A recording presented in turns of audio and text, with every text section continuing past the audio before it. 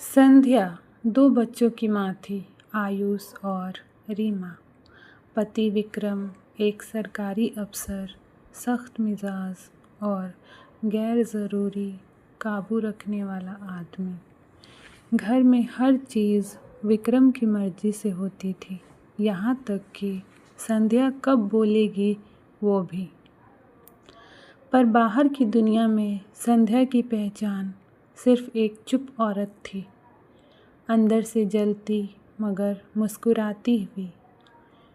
एक दिन स्कूल की मीटिंग में टीचर ने कहा, मैम, आपके बच्चों को स्टोरी टेलिंग में बहुत दिलचस्पी है। अगर आप चाहें तो उनके साथ एक छोटी सी बच्चों की वर्कशॉप चला सकती हैं। संध्या पहले तो हंस दी। मैं बच्चों को कहानी सुनाऊं?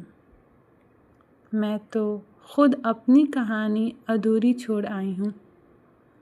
लेकिन फिर अंदर कुछ जागा।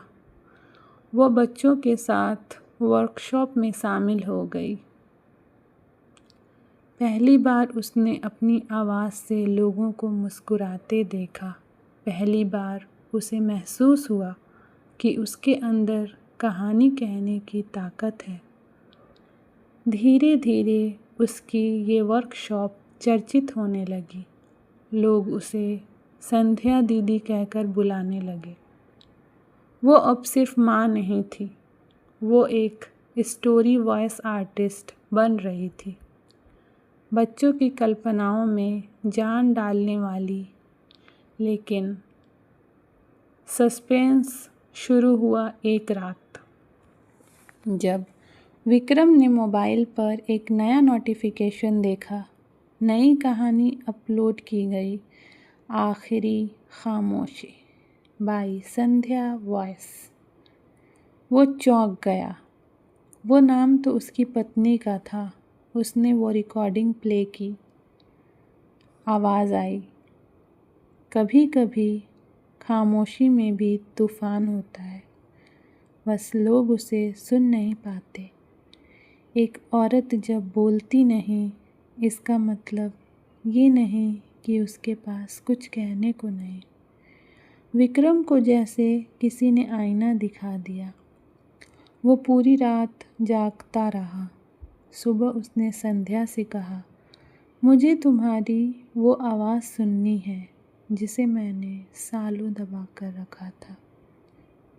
संध्या ने मुस्कुराकर कहा, अब वो मेरी नहीं, दुनिया की है।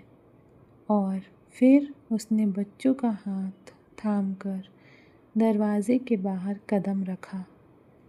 पीछे विक्रम की आंखों में आंसू थे और आगे संध्या की नई सुबह।